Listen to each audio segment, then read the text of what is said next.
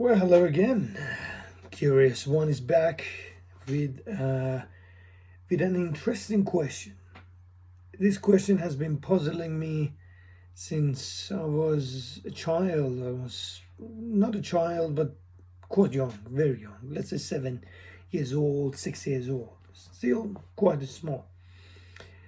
The question is why anyone should continue supporting Queen Elizabeth II.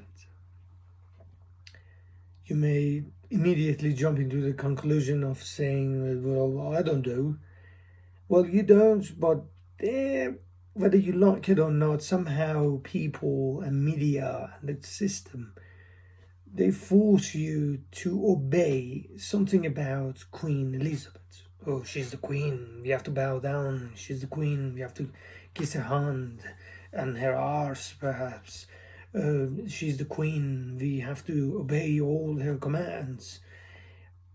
Why? Why should we do that at all?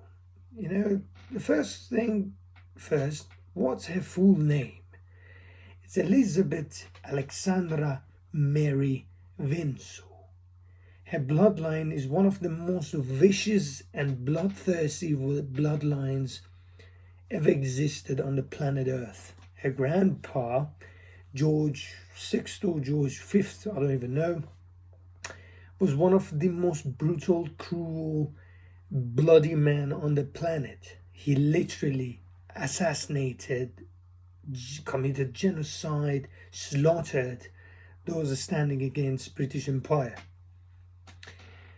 Now, this lady, who a lot of Canadians are begging to kiss her arse, is $530 million as per her network after paying taxes, and she has about 6.6 billion acres of land.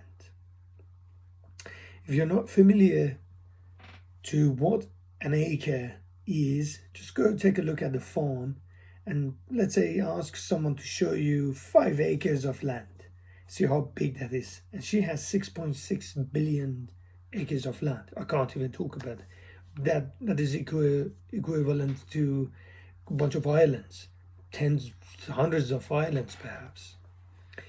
Now she also controls 54 countries, including England and Canada, Africa, a bunch of Africa, in India, all of these countries, through very genius, corrupt, political, economical way called Commonwealth.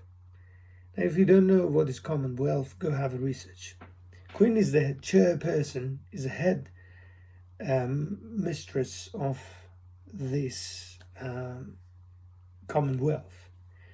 Now, no matter what British Empire had done in the past and moved all the way out of those countries after the periods of control and monarchy and all that, they are still using all of these 54 countries through the money, the wealth. Now they say these 54 countries are connected to each other and they will come to each other's rescue at the time of need. No, they haven't. They're going through some of the most severe economical crises on the planet, and none of these countries really end up having any higher wealth than the others. For example, in Canada, thanks to our Prime Minister, we have gone to the level that bankruptcy does not have any definition no more. We have reached to the highest level of being poor. Like the rich is now poor, so the poor is now slave. They're literally factory workers just working to survive. Now, if you think you're really lucky to have vacations, you're just a slave who's given some period of time of rest so you can go back to continue doing your slavery job. That's the next topic. We will talk about how the system has turned people into slaves and slavery never ended. Now, Elizabeth is worshipped by young girls, mostly by young boys as well, is portrayed as one of the most royal, fantastic, angelical looking ladies on the planet, while under her reign multiple countries were invaded by England, including India. She was one of the one persons involved in Indian partition between the India and Pakistan and Bangladesh and all of those problems that are going on. She was one of the ones in charge of what was happening in Iran and Iraq and Russia and all of these places, and she's still going on. MI6 is still one of those most dangerous, lethal, top secret organizations that is not really top secret anymore, but the agents are. All of these things have happened under her reign. Now, why do we need dictators of any kind, female or male? Why do people still follow and respect an individual who brought disasters and death and blood loss to countless of people throughout her life? She's 94 years old. God bless. I mean, she's lived enough. But now ask yourselves, why she's still being supported? Why aren't we going to decline this family once and for all? You know, this Harry, the little one who is now ended up in Canada with her wife, and with his wife, and he's chilling over here.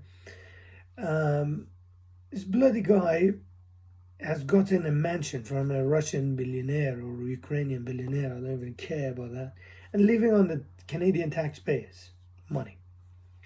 Now, why do we even need to support these family members? Or isn't the age of monarch over? Isn't the age of dictators over? Perhaps not. Perhaps we are never free from the monarchy of British Empire, which is sad, because from our dollar notes that have Queen represented on the note to our very livelihoods, we're all controlled by this woman. Now, before I kind of end this topic of the day, her own husband, Philip, whatever his name is, he was and he is a former Nazi German. Now, if you don't know about his background, please go dig in. He was and he is a Nazi German, and he has done things that no one has ever done. He was one of those officers in charge of eliminating the Jews. Now, ask yourselves again, when you hear her name, why do you need to support her? Why don't we end this family's nonsense drama once and for all and put the monarchs away from the society? Why should they get protection? Who are they? What's the difference between them and I? Or what's the difference between them and you? Nothing. They're humans, we are humans. They got the chance to rob and steal from every single people around them years ago, before you and I were born. But remember, as long as the monarch survives, so does the dictatorship. Do I say she's a dictator? Of course. She's a female dictator. We have dictators all over the world, and she's one. All those smiles and media coverage that shows her an angel, no angel at all. Just read about what she has done through her lifetime and how many people have lost their lives, including her bride, the bride of the family. Diana, of course.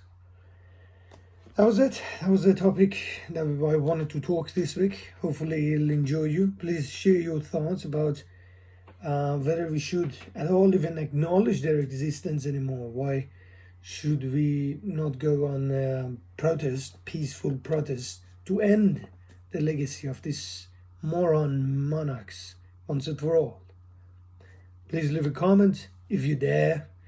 If you don't, just have a thumbs up or something to motivate me for the next video, which will be even more interesting than this one. Have a good one for now. Stay safe and stay corona free. Wear your masks. Cheers.